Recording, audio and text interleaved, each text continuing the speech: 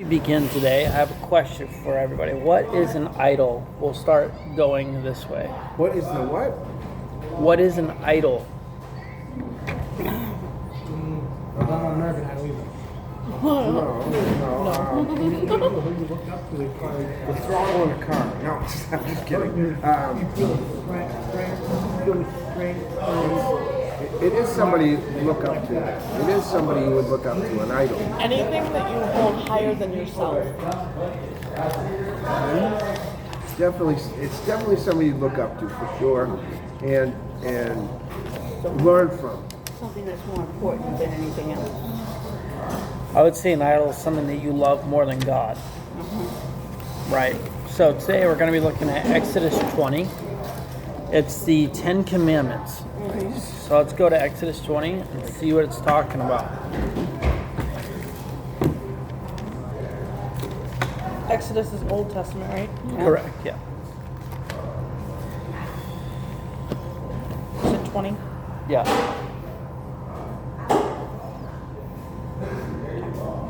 Everybody ready? Yes. It says, And God spake all these words, saying, I am the Lord thy God, which have brought thee out of the land of Egypt, out of the house of bondage. Thou shalt have no other gods before me. Thou shalt not make unto thee any graven image or any likeness of anything that is in heaven above, or that is in the earth beneath, or that is in the water under the earth. Thou shalt not bow down thyself to them, nor serve them. For I, the Lord thy God, am a jealous God, visiting the iniquity of the fathers upon the children unto the third and fourth generation of them that hate me, and showing mercy unto thousands of them that love me and keep my commandments. Thou shalt not take the name of the Lord thy God in vain, for the Lord will not hold him guiltless that taketh his name in vain. Remember the Sabbath day to keep it holy. 6 days shalt thou labor and do all thy work. But the seventh day is the Sabbath day of the Lord thy God. In it thou shalt not do any work, thou, nor thy son, nor thy daughter, thy manservant, nor thy maidservant, nor thy cattle, nor thy stranger that is within thy gates. For in 6 days the Lord made heaven and earth, the sea and all that is in them, and rested the seventh day. Wherefore the Lord blessed the Sabbath day, and hallowed it. Honor thy father and thy mother, that thy days may be long upon the land, which the Lord thy God giveth thee. Thou shalt not kill, thou shalt not commit adultery, thou shalt not steal, thou shalt not bear false witness against thy neighbor. Thou shalt not covet thy neighbor's house, thou shalt not covet thy neighbor's wife, nor his manservant, nor his maidservant, nor his ox, nor his ass, nor anything that is thy neighbor's. And all the people saw the thunderings and the lightnings and the noise of the trumpet and the mountain smoking. And when the people saw it, they removed themselves and stood afar off. And they said unto Moses, Speak thou with us, and we will hear. But let not God speak with us, lest we should die. And Moses said unto the people, Fear not, for God is come to prove you, and that his fear may be before your faces, that you sin not. And the people stood afar off, and Moses drew near unto the thick darkness where God was. So what I wanted to look at today is these first couple of verses in 3 and 4. Right? Worship no other gods before me, and do not worship any graven image. So for this is the 10 Commandments. So let's see what they do after they hear of these commandments. Let's go to Exodus 32.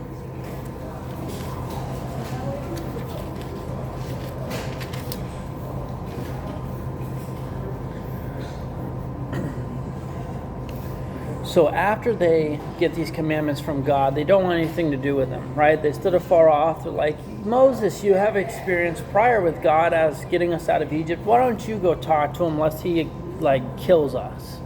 So they send Moses up on the mountain to basically go talk to God and say, hey, you relay, back to us what God wants us to do. Basically a spiritual game of telephone. If you've ever played that game, you go tell one person something, they relay it back to you, and you have to see if the word's the same. Basically what the people of Israel were doing at the time. So in Exodus 32, it's called the golden calf. Do you have it? All right.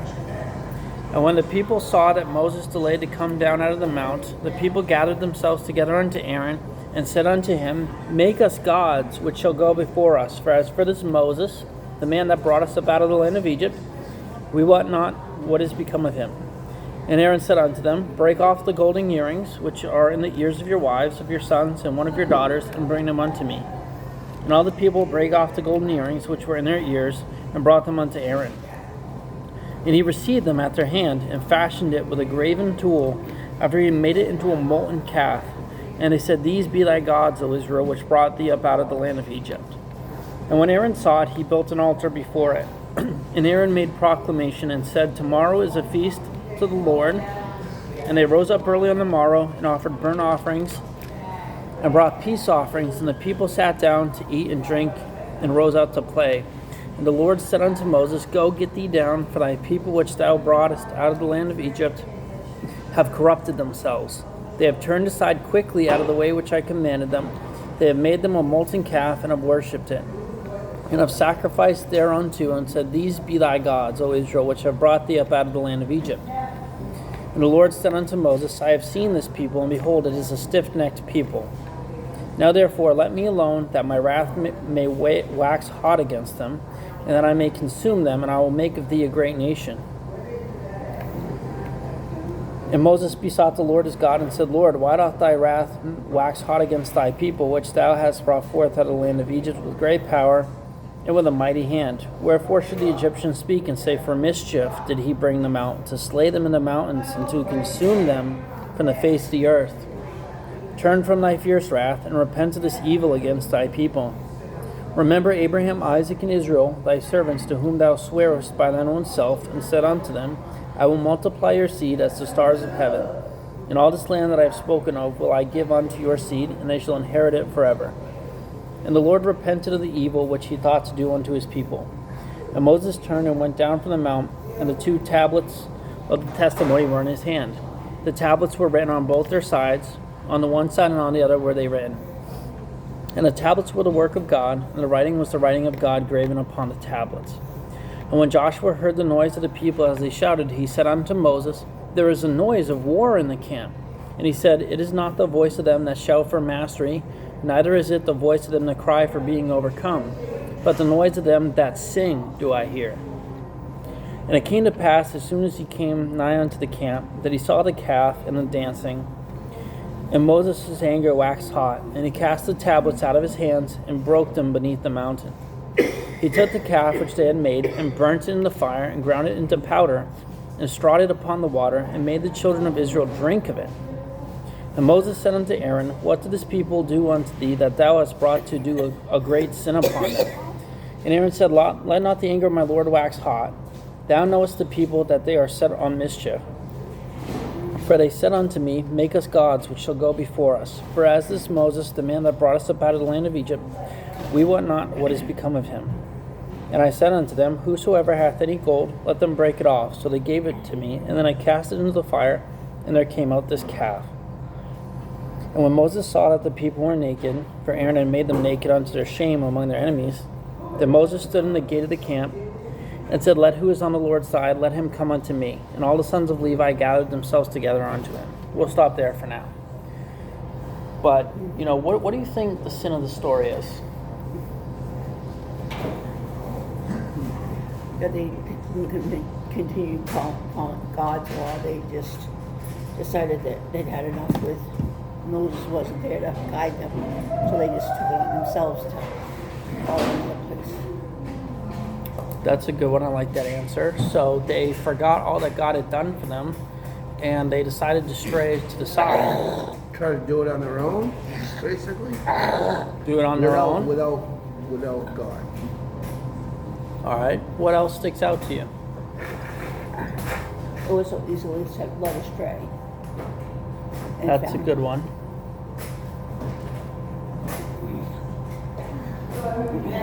I think the part that sticks out of me is the image that they made, right? It was man-made. It was a calf. Now, in the spiritual realm, an ox, a male cow, right, a calf, would have represented Molech. He was a Canaanite god, right? So they're worshiping other gods. But my question is, why was this so easy for them to go astray? Like Linda said, it was pretty easy. Like, it hadn't even been that many days, and they're already going astray. Why? Yeah, they're going into, yeah.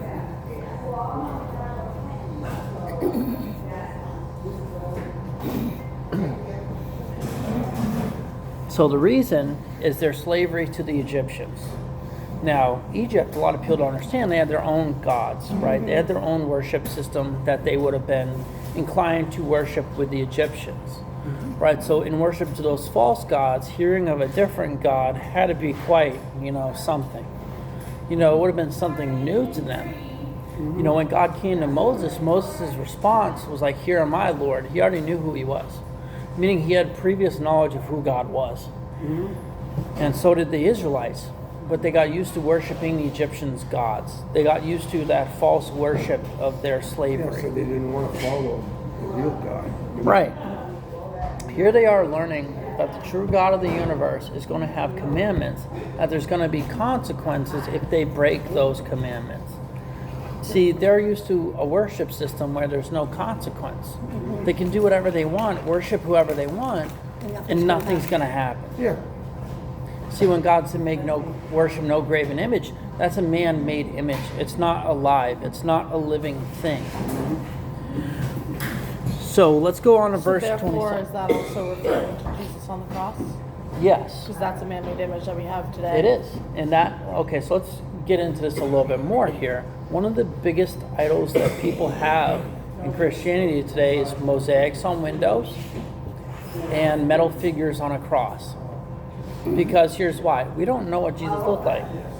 It has very little. It describes his clothes, and that's about it. Yeah, well, there's pictures, but they're not. They really, We weren't here when Jesus was. We weren't here to see him, and there's a reason for that. It's like what he told Thomas, right? He told Thomas it's not about seeing to believe, but believing without the ability to see. That's why it's called faith.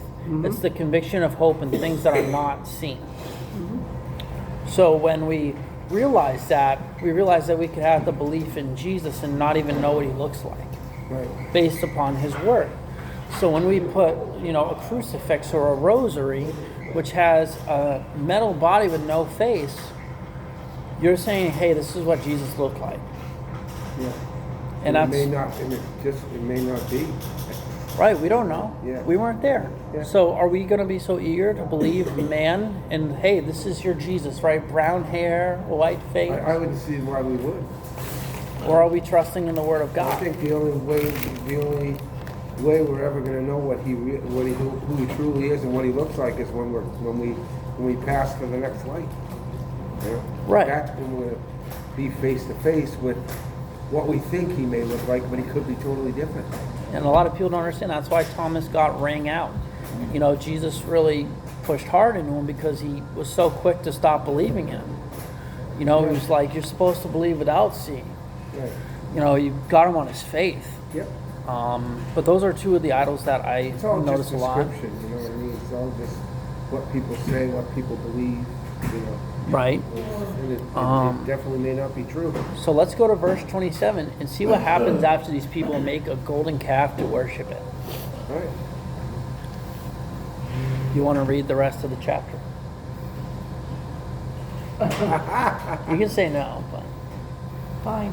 All right, you can do it. I know you can. I have a different version. I have the ESV version. Just that's so- fine. Well, yeah, but they're very similar. It all interprets to the Here's where same my thing. confusion comes from. Some of it. You have an interpretation what you're looking at, and she has her interpretation. See what I mean, though? I do. And he said to them, "Thus says the Lord God of Israel, put your sword on your side, each of you, and go to and fro from gate to gate throughout the camp, and each of you kill his brother and his companion and his neighbor." And the sons of Levi did according to the word of Moses. And that day about 3,000 men of the people fell. And Moses said, "Today you have been ordained for the service of the Lord, each one at the cost of his son and his brother, so that he might bestow a blessing upon you this day."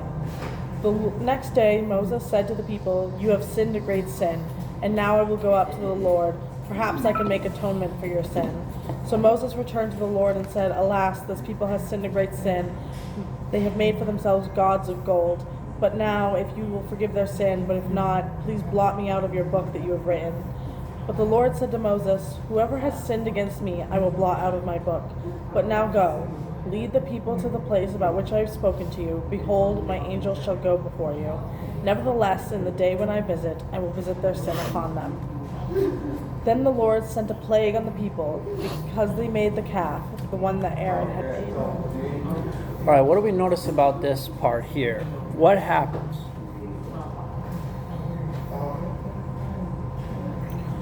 There's punishment for what they've The done. consequences for their actions. Right, there's accountability. Right, they sinned, they worshipped an idol, they broke the direct commandments of God. Now, I find it interesting that Moses is the one who carries out the consequence. Right, he says, hey, whoever's on the Lord's side, come to me. Right, the whole tribe of Levi comes to him, he gives them swords, they go out, and anybody that refuses to go on the Lord's side, dead. So unless they repented, which was coming to him, then they were saved. So then the next day, the Lord has his part of the vengeance, and he sends a plague on them for the direct sin, which was, Moses was correct in the not choosing God. God was choosing not worshiping him. That's why it says he sent out a plague for the making of the calf. Right? He punished all aspects of refusal to have anything to do with it. Because they didn't want to believe Moses. But because Moses' intercession, they survived. Because Moses is like, this is your people. You just took them out of Egypt. Like, give us some grace. Yeah. Yeah. If he hadn't done that, God would have probably killed all of them. Yeah. But this is one example of what happens when people worship idols. You see how quickly God caught on to it? He knew what they were doing, and he wasn't even watching. He's like, hey, their hearts have gone astray. Go check on them. See what they're doing. Let's go to another example. It's Numbers 22 to 25. It's the story of Balaam. That's also New Testament. It's right after Leviticus. Old Testament. Yeah. What number? Numbers 22 to 25.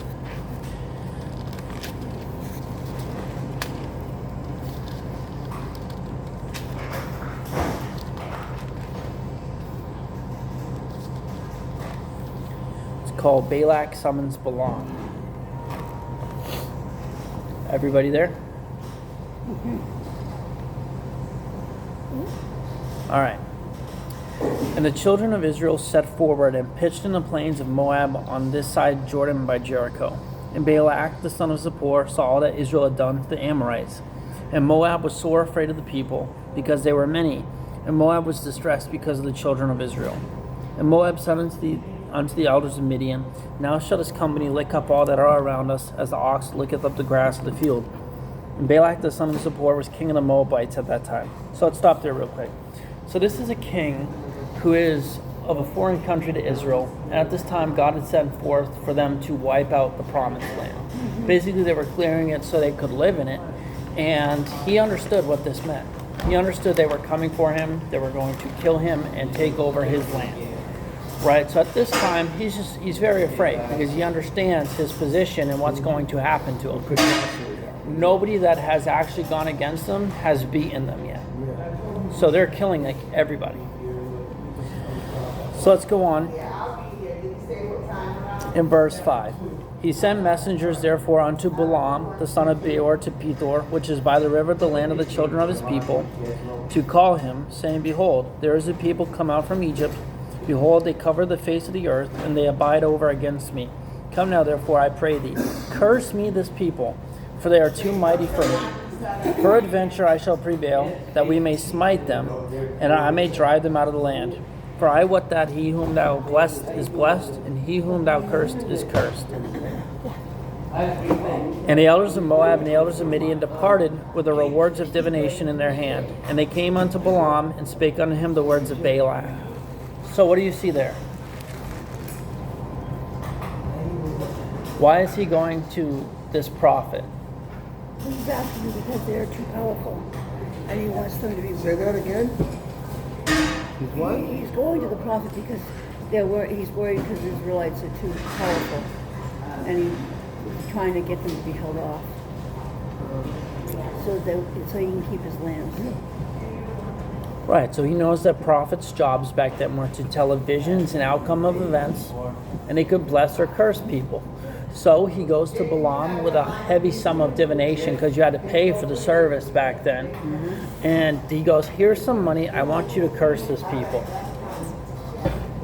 So the elders go up to Balaam and they tell him all of this stuff. All right, verse 8. He said unto them, Lodge here this night, and I will bring you word again, as the Lord shall speak unto me. And the princes of Moab abode with Balaam. And God came unto Balaam and said, What men are these with thee?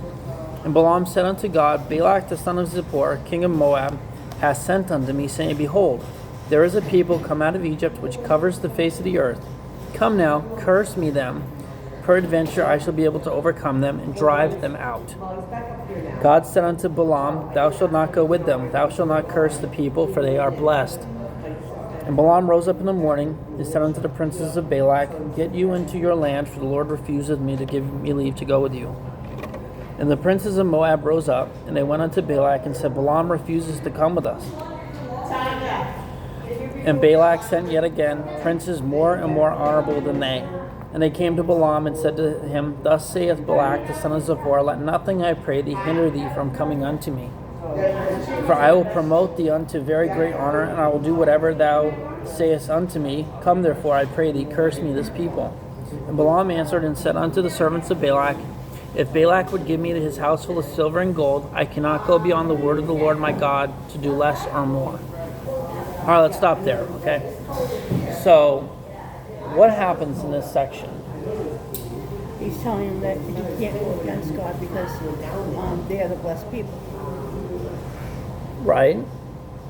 So we see a covenant between God and prophet in this particular set of verses, right? He says, I can't go against God. I can't do more than what God says, and I can't do less than what God says. He's showing his oath that he took before God to be a prophet. So, after hearing this, Balak, he's just not accepting the answer, right? He sends more people with more money, thinking money's going to be a solution, and he's going to sell the prophet on more money. Let's see what happens next. Verse 19. Now therefore I pray you, tarry ye also here this night, that I may know what the Lord will say unto me more. And God came unto Balaam at night, and said unto him, If the men come to call thee, rise up and go with them. But yet the word which I shall say unto thee, that shalt thou do. And Balaam rose up in the morning, and saddled his ass, and went with the princes of Moab. And God's anger was kindled against him, because he went. And the angel of the Lord stood in the way for an adversary against him. Now he was riding upon his ass, and his two servants were with him. And the ass saw the angel of the Lord standing in the way, and his sword drawn in his hand. And the ass... That's such a funny part. Turned aside out of the way and went into the field. And Balaam smote the donkey to turn her into the way. But the angel of the Lord stood in the path of the vineyard, a wall being on the side and a wall on that side. And when the donkey saw the angel of the Lord, she thrust herself under the wall and crushed Balaam's foot against the wall. And he smote her again. And the angel of the Lord went further and stood in a narrow place where was no way to turn either to the right hand or to the left. And when the donkey saw the angel of the Lord, she fell down under Balaam, and Balaam's anger was kindled, and he smote the donkey with a staff. And the Lord opened the mouth of the donkey, and she said unto Balaam, What have I done unto thee that thou hast smitten me these 3 times? And Balaam said unto the donkey, Because thou hast mocked me, I would there were a sword in mine hand, for now I would kill you. And the donkey said unto Balaam, Am I thy donkey, upon which thou hast ridden ever since I was thine unto this day? Was I ever one to do such unto thee? And he said, Nay. Then the Lord opened the eyes of Balaam, and he saw the angel of the Lord standing in the way, and his sword drawn in his hand, and he bowed down his head and fell flat on his face. And the angel of the Lord said unto him, Wherefore hast thou smitten thy donkey these 3 times? Behold, I went out to withstand thee, because thy way is perverse before me. And the donkey saw me, and turned from me these 3 times. Unless she had turned from me, surely now I also had slain thee, and saved her alive. And Balaam said unto the angel of the Lord, I have sinned, for I knew not that thou stoodest in the way against me. Now therefore, if it displease thee, I will get me back again. And the angel of the Lord said unto Balaam, Go with the men, but only the word that I shall speak unto thee, that thou shalt speak. So Balaam went with the princes of Balak. So what do we see here? Repeat the question, I'm sorry. So what do we see in this paragraph here? So God finally comes to Balaam. He tells him he can go with him. But what happens? He's told that he can only say what he's led to say, that he can't just go against God's word. Right. So he's getting reaffirmed of the covenant, right, that he made with God. I'll say only as you tell me to say. Right. Initially, God told him not to go. So then Balaam goes anyway. God tested him. He said, why don't you go with them, right? He's like, why don't you go, right? So then, I think he was at that point, he was testing Balaam's heart, right? It says he was perverse in his intentions of going, right? So God tested him. He's like, why don't you go? After he literally just told him not to go. So Balaam goes anyway. And then he's surprised when his donkey, who's never misbehaved a day in his life, starts misbehaving. Right. So what's his natural response? He beats the donkey. And he's like, he's just over there severely beating it until the angel of the Lord comes out and he reveals himself, right? So let's see what happens. He tells him again, he says, hey, you can go with these princes, but you're going to tell them only what I tell you to say. Exactly. This son needs to calm down. It's like you say you're going to smack everybody for... And when Balak heard that Balaam was come, he went out to meet him unto a city of Moab, which is in the border of Arnon, which is in the utmost coast. And Balak said unto Balaam, did I not earnestly send unto thee to call thee? Wherefore camest thou not unto me? Am I not able indeed to promote thee to honor? And Balaam said unto Balak, lo, I am come unto thee. Have I now any power at all to say anything? The word that God puts in my mouth, that shall I speak. And Balaam went with Balak, and they came unto Kirjath-Huzoth. And Balak offered oxen and sheep, and sent to Balaam and to the princes that were with him. And it came to pass on the morrow that Balak took Balaam, and brought him up into the high places of Baal, that hence he might see the utmost part of the people. Alright, so here we see part of the reason that Balak isn't doing so good. What's the reason he's not doing good? He wasn't following God, what God had told him to do. Not following God. Yeah. Right, he has an idol. Right, it says he brought him into the utmost places of Baal. Baal was like a Canaanite god that would have been worshipped differently than God would have been worshipped. So Balak's worshiping a false idol, yet expecting God to side with it. It's kind of silly if you ask me, isn't it? So I'm not going to read this next part. Basically, he takes him 3 different places and asks Israel to be cursed. And God puts blessings in Balaam's mouth every time. So Balak gets mad. He's like, I hired you to bless, or like to curse these people, and you've just blessed them these 3 times. He's like, go home and get out of my sight. Yeah. Right? So Balaam goes home. And unfortunately, Balak persists. Let's go to chapter 25 and see what Balak does. We're going to 26, 25. Numbers 25. Numbers 25. So he says this in 25. And Israel abode in Shittim, and the people began to commit whoredom with the daughters of Moab. Okay, question. What is whoredom? Whoredom? Exactly what you think, Todd. Whoredom. Yeah, it's collecting. No, not that one. Bisexuality. We could take the D away. Oh, wait. Oh, God. Yeah, is it It's now? prostitution. Yeah, I don't even know how to describe it. So basically what they did was they started dating the people of the land. They started sleeping with them. Yeah, like prostitution, like, With the enemy. yeah. So the people that Balak wanted cursed is now sleeping with his people. So, and they called the people unto the sacrifices of their gods, and the people did eat and bowed down to their gods. Israel joined himself unto Baal Peor, and the anger of the Lord was kindled against Israel. And the Lord said unto Moses, take all the heads of the people, and hang them up before the Lord against the sun, that the fierce anger of the Lord may be turned away from Israel. There you have it. They started idol worship. They started sleeping with people they were never supposed to be with. Oh, my God. But because Balak persisted, right, and he says, how can I get this people cursed? Balaam broke his covenant with God. He said, if you want these people to sin, convince them to go into whoredom and idol worship against God. He broke his covenant with God, right? Because what was his covenant? I'll only say what you told me to say. Right. Correct. So he broke the covenant, and there's a consequence for Balaam. Because now Israel's being punished. They're over here being beheaded for their sin. But then Balaam also gets a punishment. Let's see what his punishment is in Numbers 31.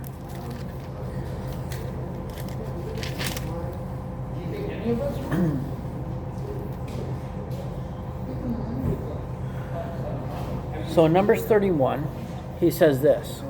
And the Lord spoke unto Moses, saying, Avenge the children of Israel of the Midianites. Afterward shalt thou be gathered unto thy people. And Moses spoke unto the people, saying, Arm some of yourselves unto the war, and let them go against the Midianites, and avenge the Lord of Midian.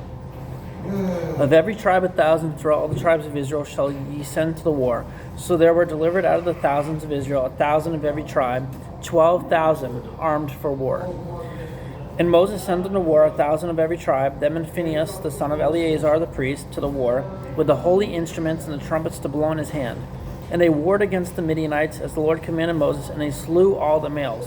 And they slew the kings of Midian, beside the rest of them that were slain, namely Evi and Rechem, Zur and Hur, and Reba, 5 kings of Midian. Balaam, also the son of Beor, they slew with the sword. And all the children of Israel took all the women of Midian captives and their little ones, and took the spoil of their cattle. So what happened? He took down all the people. He was killed because he disobeyed. So he broke his covenant with God, right? Because he agreed to say only what God wanted him to. Mm-hmm. He knew the terms of the arrangement. He knew that he wasn't supposed to say that. And then God takes vengeance on him. He gets his people all geared up for war. They march on Midian, the ones who caused them into idol worship, due to Balak's sin of cursing them and getting them to walk astray. So he gets killed. And then so does Balaam, because Balaam was the one who gave a foul word that led them astray, because it was Balaam's idea. Mm-hmm. So here we see him getting killed for him convincing the people to go into idol worship, the love of false gods, or something that is not the true God. Mm-hmm. All right. Let's go to 1 Kings 13. This is going to be the last story that we have. 1 Kings also is the Old Testament. It comes right after 2 Samuel.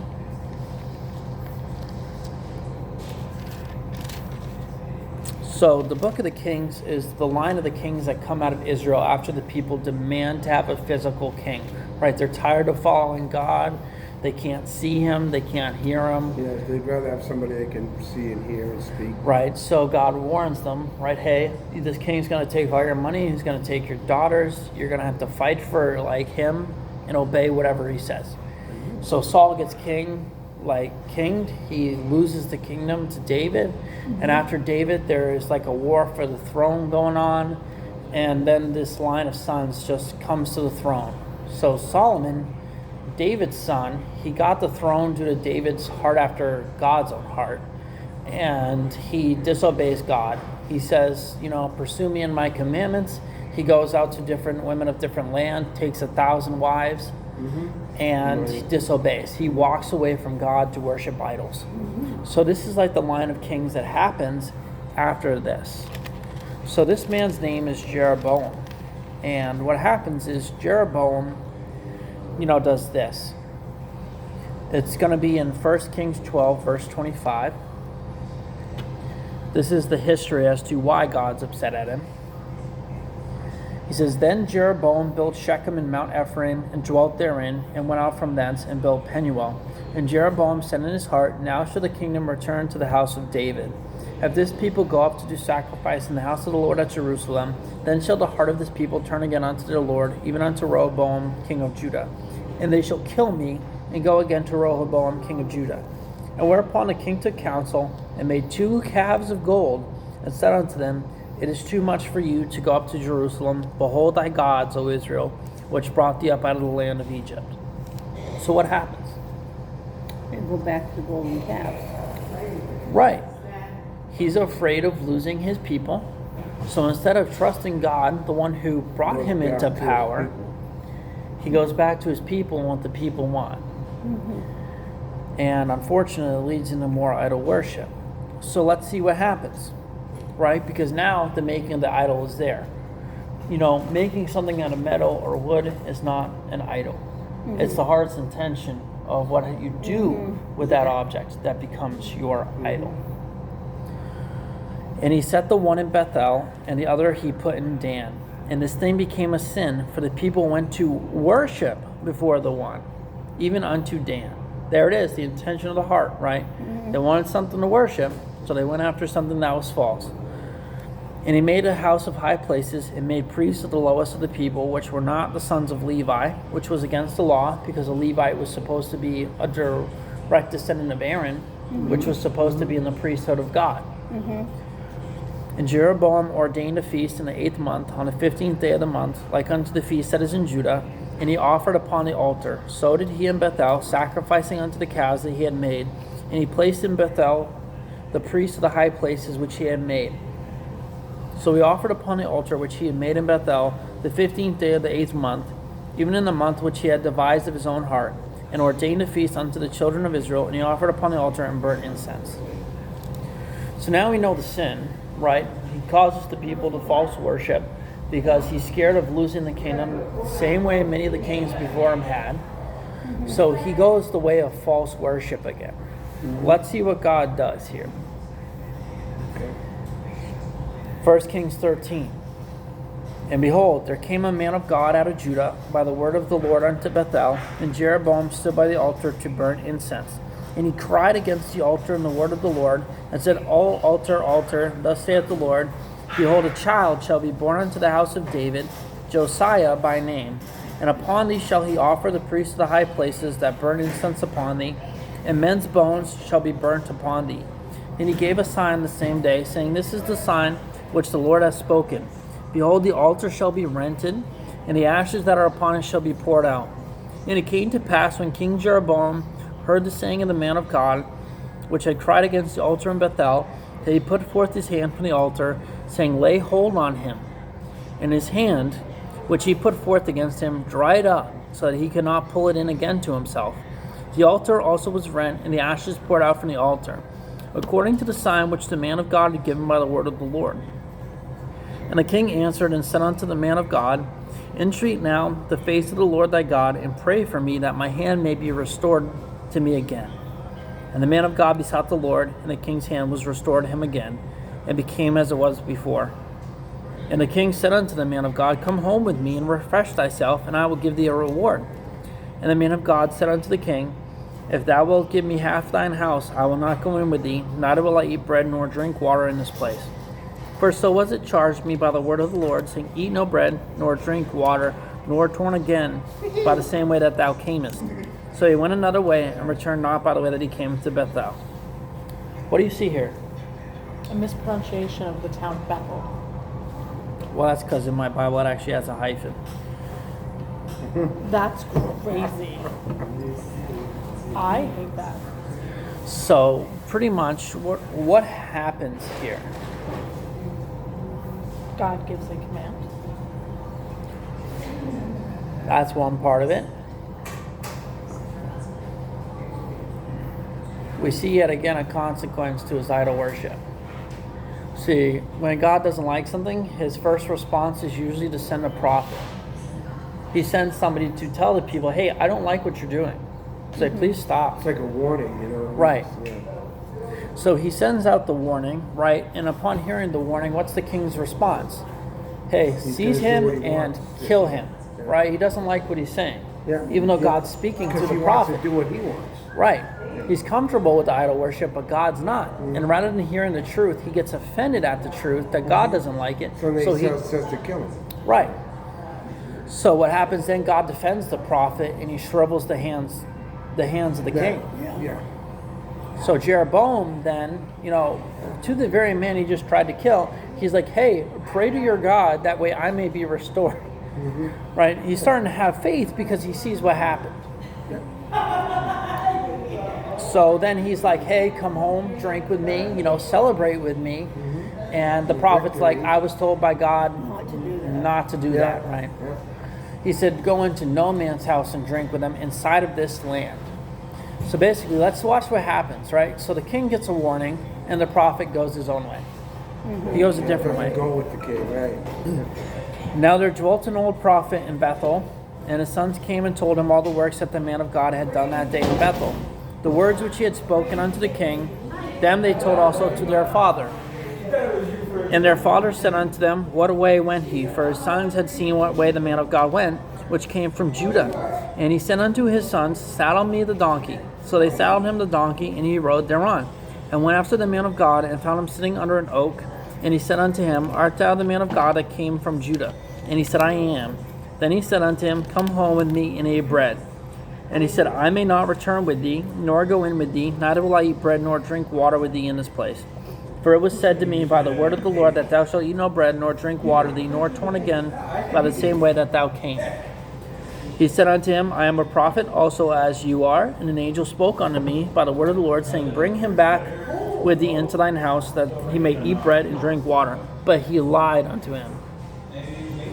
So he went back with him, and did eat bread in his house, and drank water. And it came to pass, as they sat at the table, that the word of the Lord came unto the prophet that brought him back. And he cried unto the man of God that came from Judah, saying, Thus said the Lord, For as much as thou hast disobeyed the mouth of the Lord, and hast not kept the commandment which the Lord thy God commanded thee, but came back, and hast eaten bread, and drunk water in this place, of the which the Lord did say to thee, Eat no bread, and drink no water, thy carcass shall not come unto the sepulchre of thy fathers. And it came to pass, after he had eaten bread, and after he had drunk, that he saddled for him the donkey, to wit, for the prophet whom he had brought back. And when he was gone, a lion met him by the way, and slew him. And his carcass was cast in the way, and the donkey stood by it. The lion also stood by the carcass. And behold, men passed by, and saw the carcass cast in the way, and the lion standing by the carcass. And they came and told it in the city where the old prophet dwelt. So what do we see happens to the prophet? He is slain because he's going to obey God's word. Right? See, now we're getting a similarity to Balaam, right? Mm-hmm. He knows the covenant he has with God, right? Hey, I won't go the way or eat bread with him. I promise I will not do that. But then in their heart, they go and do the same thing they're not supposed to do. So he gives the warning to Jeroboam, and then he disobeys God after directly doing as God told him to do. Mm-hmm. Same thing with Balaam. Mm-hmm. And now both of them are dead. Because they disobeyed. All right, let's go to 14 and see what happens to Jeroboam. At that time, Abijah, the son of Jeroboam, fell sick. And Jeroboam said to his wife, Arise, I pray thee, and disguise thyself, that thou be not known to be the wife of Jeroboam. And get thee to Shiloh. Behold, there is Ahijah the prophet, which told me that I should be king over this people. And take with thee 10 loaves and cracknels, and a cruse of honey, and go to him. He shall tell thee what shall become of the child. And Jeroboam's wife did so, and arose and went to Shiloh, and came to the house of Ahijah. But Ahijah could not see, for his eyes were set by reason of his age. And the Lord said unto Ahijah, Behold, the wife of Jeroboam cometh to ask a thing of thee for her son, for he is sick. Thus and thus shalt thou say unto her, For it shall be when she cometh in, that she shall feign herself to be another woman. And it was so, when Ahijah heard the sound of her feet, as she came in at the door, that he said, Come in, thou wife of Jeroboam. Why feignest thou thyself to be another? For I am sent to thee with heavy tidings. Go tell Jeroboam, Thus saith the Lord God of Israel, For as much as I exalted thee, God, from among the people, and made thee prince over my people Israel, and rent the kingdom away from the house of David, and gave it to you, and yet thou hast not been as my servant David, who kept my commandments, and who followed me with all of his heart, to do that only which was right in my eyes. But you have done evil above all that were before thee. For thou hast gone and made the other gods and molten images to provoke me to anger, and hast cast me behind thy back.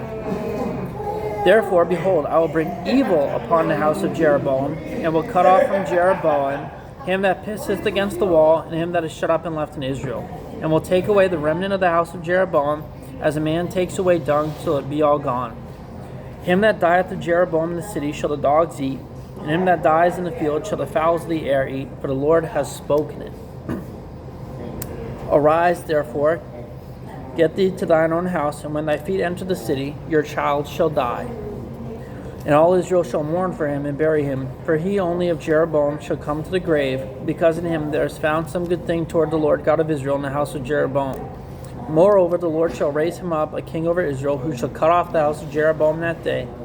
But what? Even now. For the Lord shall smite Israel as a reed is shaken in the water, and he shall root up Israel out of its good land, which he gave to their fathers, and shall scatter them beyond the river, because they have made their groves, provoking the Lord to anger. He shall give Israel up because of the sins of Jeroboam, who did sin, and who made Israel to sin. And Jeroboam's wife arose and departed and came to Tirzah. And when she came to the threshold of the door, the child died. And they buried him, and all Israel mourned for him according to the word of the Lord, which he spake by the hand of his servant Ahijah the prophet. And the rest of the acts of Jeroboam, how he warred, and how he reigned, behold, they are written in the books of the chronicles of the kings of Israel. And the days which Jeroboam reigned were 22 years, and he supped with his fathers, and Nadab his son reigned in his stead. So we see what happens, right? God sends yet another prophet. And what does he tell him? To be careful of Jeroboam's wife, because she's coming to get a blessing from him, and it's being false. He says, why are you disguised as somebody that you're not? Right? They tried deception against a prophet of God. Kind of like Balaam did, right? He's like, hey, well, I can't, forwardly say this, but lead them into idolatry. He's like hinting at, hey, get them to go this way instead. Right? He didn't directly curse the people, but he implied it. Yes. It's the same thing here. The woman was implying deception, right? She was like, maybe if they don't know who I am, they'll bless my child and you'll live.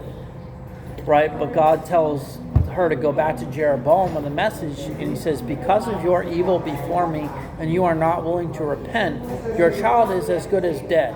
As soon as your wife comes back for your deception, your child will die. And what happens? The child dies. So now, Jeroboam is dead. And what was the main cause of all these people dying in the Bible? Not listening and not obeying and serving false idols. Right. They served false gods, right? And that was all it took for God to have a place to be angry, right? That's the same thing right here, right? So God's anger and all this is justified, right? All they had to do, it was very simple. Follow what I command you and tell you to do, you will be blessed. But now he says because of their action, he's going to scatter them throughout like the whole world. They're not going to be allowed to be a nation anymore. Yeah, and then people will die. So we're going to read one more story. It's in Isaiah 14. And this will tell you where it all began. The false worship.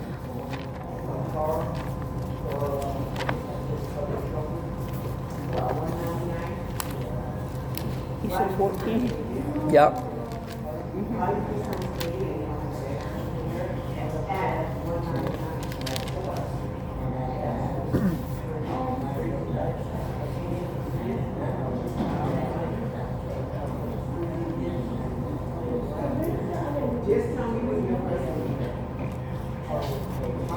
Did I get that right?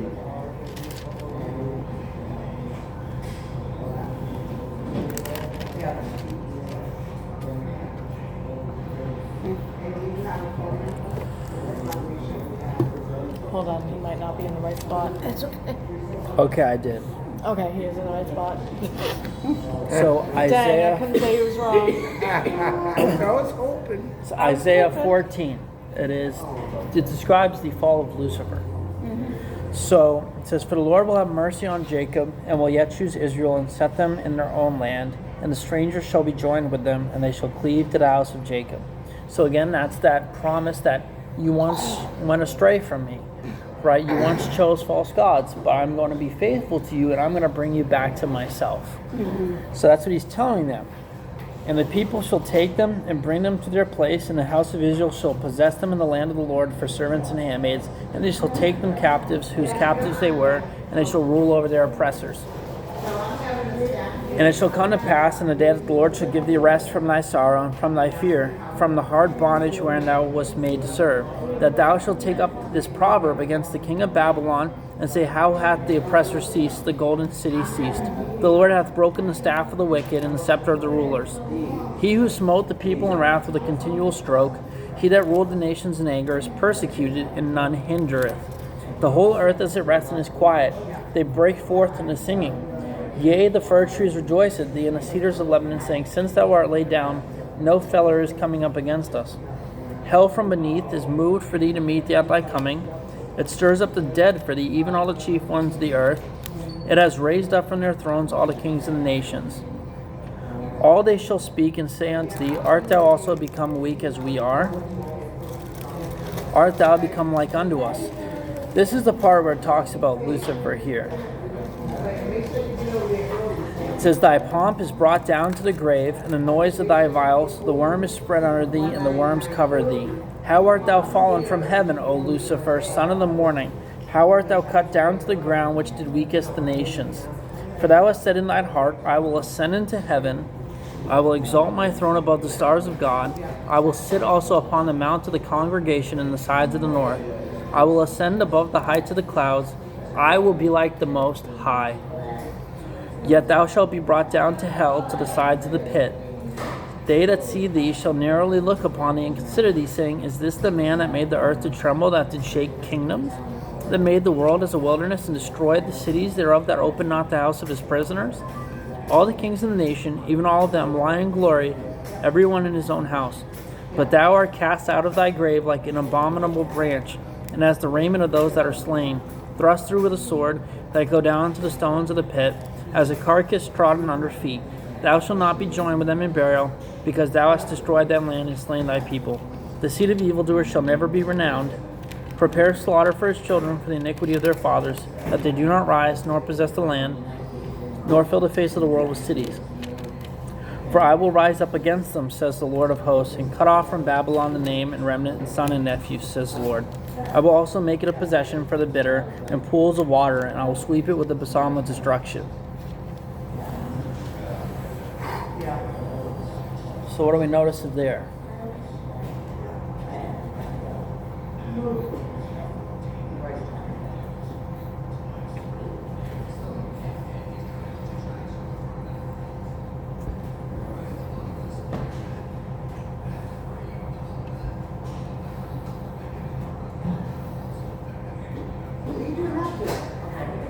Let me ask you this. What was Lucifer's original sin? Thinking he was higher than God. Right? He wanted to be God. Right? He said, I will ascend beyond the heights of heaven. I will be the Most High. This is where pride mingles with all the stories that we have. Right? So in that story, right, he wants to be a god, right? He wants to be worshipped. He wants to be having God to bow down to him and worship him. We see this again, the same attitude, even after being cast out in Matthew 4, right? Where he says, I will give you all the kingdoms of the world if you just bow down and worship me. Yeah. Right, when he's tempting Jesus. So his attitude is still the same, and it's still the same after he fell. What did he want? He wanted to be worshipped. So when God casts him down to the earth, he makes a world system that worships him. When we look at Egyptian mythology or Greek mythology and we see all these, false gods, Ares, Zeus, Hercules, stuff like that, guess who that is? That is the fallen angels that he brought with him, as when he fell, he brought about a third of the angels out of heaven with him. So to be worshipped, right, they deceive people, they manipulate people with false signs and wonders. The Bible says they'll do that again in the end times of the world, right? They'll perform false miracles, and that will lead people astray. But this is where idol worship first started, right? Because a body of the heavens, right, a war of divinity happens, and Satan loses. He loses his place in heaven. He loses his place to worship God, and he gets cast down to the earth. He makes his own world system where he is the God and his false angels are worshipped with him.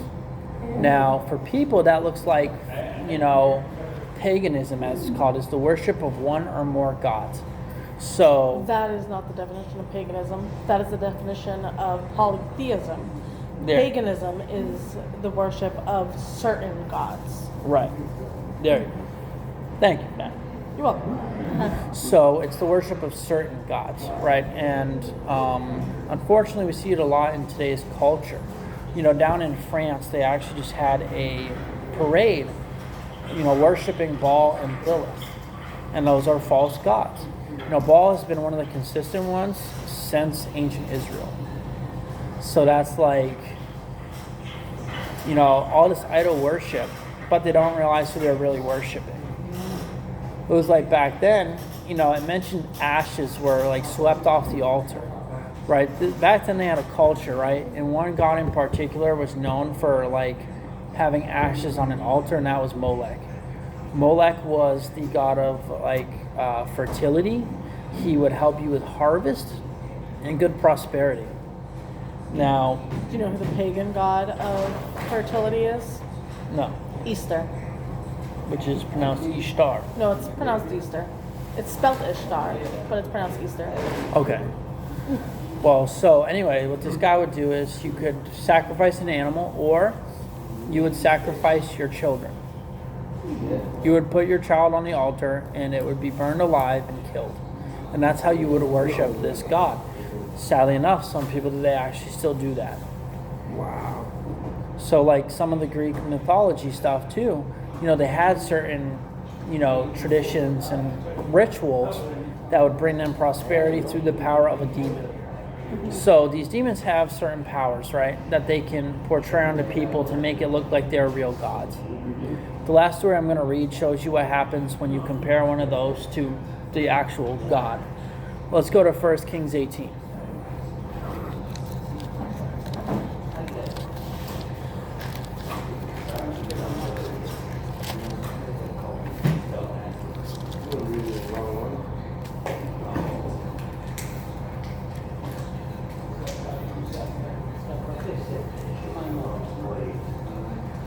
So just some history as to what happened at this time. In Israel, the Lord pronounced a massive drought, right? There's no water, there's no food, people are starving. And he's like, unless Ahab turns from his sin of idol worship, because he married Jezebel, which was from a different country, and she led him astray again. So Israel has this pattern of going back and forth, right? And it gets really aggravating and annoying. So God sends Elijah. And Elijah's job is to confront Ahab with God's decision. And this is what happens. And it came to pass after many days that the word of the Lord came to Elijah in the 3rd year, saying, Go, shew thyself unto Ahab, and I will send rain upon the earth. And Elijah went to shew himself unto Ahab, and there was a sore famine in Samaria. And Ahab called Obadiah, which was the governor of his house. For it was so, when Jezebel cut off the prophets of the Lord, that Obadiah took 100 prophets and hid them by 50s in a cave and fed them with bread and water. And Ahab said unto Obadiah, Go into the land, unto all the fountains of water, and unto all brooks. Peradventure we may find grass to save the horses, and mules alive, that we lose not all of the beasts. So they divided the land between them to pass throughout it. And Ahab went one way by himself, and Obadiah went another way by himself. And as Obadiah was in the way, behold, Elijah met him. And he knew him, and fell on his face, and said, Art thou my lord Elijah? And he answered him, I am. Go tell thy Lord, behold, Elijah is here. And he said, What have I sinned, that thou wouldst deliver thy servant into the hand of Ahab to slay me? As the Lord thy God lives, there is no nation or kingdom where my Lord has not sent to seek you. And when they said he is not here, he took an oath to the kingdom and nation that they found you not. And now you say, Go tell the Lord, behold, Elijah is here. And it shall come to pass, as soon as I am gone from thee, that the Spirit of the Lord shall carry thee whither I know not. And so when I come and tell Ahab, and he cannot find thee, he shall slay me. But I thy servant fear the Lord from my youth. Was it not told my Lord that I did when Jezebel slew the prophets of the Lord, how I hid 100 men of the Lord's prophets by 50 in a cave, and fed them with bread and water? And now you say, Go tell thy Lord, behold, Elijah is here, and he shall slay me. Elijah said, As the Lord of hosts lives, before whom I stand, I will surely shew thyself unto him today. So Obadiah went to meet Ahab, and told him, and Ahab went to meet Elijah. It came to pass, when Ahab saw Elijah, that Ahab said unto him, Art thou he that troubles Israel? And he answered, I have not troubled Israel, but you, and in your father's house, and that you have forsaken the commandments of the Lord, and hast followed Baalim. Now therefore send, and gather together me all of Israel unto Mount Carmel, and the prophets of Baal 450, and the prophets of the groves 400, which eat at Jezebel's table. So we see he goes out, he meets the king, and he challenges their religion or their worship to an altar sacrifice challenge to see which one's going to answer. So Ahab sent unto all the children of Israel and gathered the prophets together unto Mount Carmel. And Elijah came unto all the people and said, How long has you between two opinions? If the Lord be God, follow him. But if Baal, then follow him. And the people answered him not a word. Then said Elijah unto the people, I, even I, only remain a prophet of the Lord, but Baal's prophets are 450 men. Let them therefore give us 2 bullocks, and let them choose 1 bullock for themselves, and cut it in pieces, and lay it on the wood, and put no fire under. And I will dress the other bullock, and lay it on wood, and put no fire under it. And call you on the name of your gods, and I will call on the name of the Lord. And the God that answers by fire, let him be God. And all the people answered and said, It is well spoken. Elijah said unto the prophets of Baal, Choose you 1 bullock for yourselves, and dress it first, for you are many, and call on the name of your gods, but put no fire under. They took the bullock which was given them, and they dressed it, and called on the name of Baal from morning even until noon, saying, O Baal, hear us. But there was no voice, nor any that answered. And they leaped upon the altar which was made. It came to pass at noon that Elijah mocked them, and said, Cry aloud, for he is a god. Either he is talking, or he is pursuing, or he is in a journey, or peradventure he sleeps and must be awakened. And they cried aloud and cut themselves, after their manner with knives and lancets, till the blood gushed out upon them. And it came to pass when midday was past, and they prophesied until the time of the offering and the evening sacrifice, that there was neither voice, nor any to answer, nor any that regarded them. And Elijah said unto all the people, Come near unto me. And all the people came near unto him, and he repaired the altar of the Lord that was broken down. And Elijah took 12 stones, according to the number of the tribes of the sons of Jacob, unto whom the word of the Lord came, saying, Israel shall be thy name. And with the stones he built an altar in the name of the Lord, and he made a trench about the altar, as great as would contain 2 measures of seed. And he put the wood in order, and cut the bullock in pieces, and laid him on the wood, and said, Fill 4 barrels with water, and pour it on the burnt sacrifice and on the wood. And he said, Do it the second time. And they did it the second time. And he said, Do it a third time. And they did it the third time. And the water ran around the altar, and he filled the trench also with water. And it came to pass at the time of the offering of the evening sacrifice that Elijah the prophet came near and said, Lord God of Abraham, Isaac, and of Israel, let it be known this day that thou art God in Israel, and that I am thy servant, and that I have done all these things at thy word.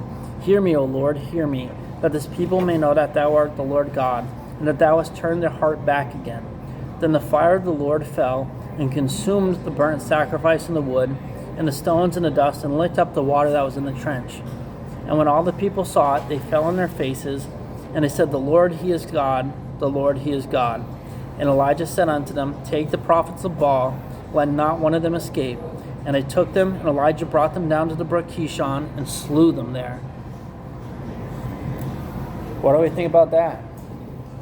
He showed them that God is the true God, because the worshiping of the wrong idols is wrong, and they prove nothing. Right. Prove nothing. So one group of people is worshiping man-made images and, things that man made. Mm-hmm. Elijah's worshiping the God that made everything. He's worshiping the Creator. So he proved to them, this is God, right? And you've been defying him this whole time. Just because other prophets of other gods say, hey, my religion is the right one. Right? Hey, our gods do the same thing. They don't. So when people who are like, well, I see, an angel in a cave, or, I see this, they're seeing something that is false. And then when they make an image in regards to that thing that they saw, it doesn't do anything for them. So when it comes to idols, an idol is dangerous because an idol could be anything. Yes. And an idol is anything that you give more time to than God. Like, my question for you guys today would be, are you really pursuing him? Or are we more like kind of just occasionally reading and then just going back to things of the world? What has most of your time? And whatever that thing is that gets most of your time is your idol. If finding God and worshiping God takes up most of your time, then you're truly following and worshiping him. But like, for example, I'll use something in my life that does take a lot of time, but it doesn't replace God yet, would be video games. If I sat there, instead of reading my Bible and pursuing God, and I just chose to play video games, technically speaking, that video game would become my idol. Because I am choosing the game over God. My love is in the game. My respect is for the game. Anything that I do is going to be filtered through that game. So what I pay attention to is my body is receiving, right? It's putting that through my filter and being like, hey, you're going to be like this, right? If I like play video games that are aggressive and about killing people, obviously, I'm going to talk about like murder. I'm going to be like most of the rappers out in the world right now. And what we put through that filter is important. If we sit there and read about God and apply His Word, that's what we're going to be like. But the second we decide to walk away is the second that we're going to go back to old patterns and old sins, and we're going to have idols that pop up.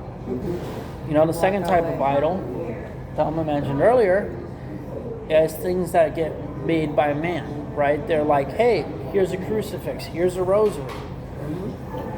And one thing that we also don't think about when it comes to idolatism is we can idolize other people. And it doesn't have to be like, oh, I idolize you, or oh, I idolize you. It can be something as simple as we'd rather stay alive to be with our kids than we would die to go to heaven. And that's something that still counts as idolatry. And that's something that I myself am working on, is holding God even above my family. I think that's a good point. It's very easy. Material things are right here in our face, right? All the time. We live in a world where it's Satan's playground. I mean, look around you, billboards, stuff like that, you see naked people all the time. He wants you to idolize certain images over God, right? He wants you to idolize man and be like, hey, I'm going to follow man-made stuff because man is following the devil. They're following his path that he set a long time ago, right? Man's been listening ever since their creation in the garden. He's like, hey, God's hiding something from you, right? You think you know stuff now, wait till you eat that fruit. You'll see just how wrong you are. He tempted them with what they didn't have, which was wisdom of everything, right? The wisdom of right and wrong, because wrong didn't exist for them at that time. I'm not saying sin didn't exist, because obviously it was in heaven. Absolutely. Right? So basically after that fall, man's just been following himself the whole time. We see it with Cain, we see it with every other person that's alive. So what I'd say is be careful, because a man's natural progression is against God. A man will idolize himself until he realizes the error of his way, which is going to kill him. Right? For the wages of sin is death. We went over that last week with Devin. And that is what happens, right? We see that here, right? So they are worshiping false gods, and their gods don't do anything. No. We see that a little bit with Paul in Acts 17 as well. He goes into the synagogue and the temple, and he goes, hey, I see all these idols, but you have one to an unknown God. Right? And he said, this unknown God, I can tell you about him. Right? He's the maker of heaven and earth and everything in it. They understood that something else was out there, but they didn't really understand it. So Paul, like us, we're supposed to help people understand why worshiping God is so controversial. Because outside of him, what are we worshiping?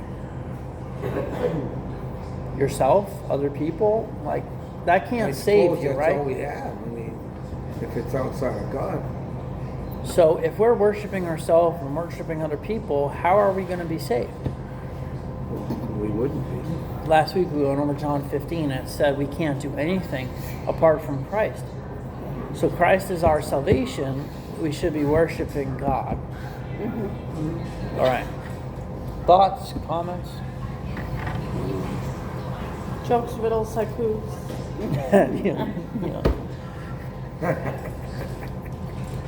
But already, I think that's going to do it for our online portion here. Hope you guys have a good rest of your day. Hoping we can get some of you here in person next week, but it's okay. I'm just glad to have you online and watching it. Hope you enjoyed the video. Be sure to comment your thoughts or questions. That's going to do it for us today. Have a good day.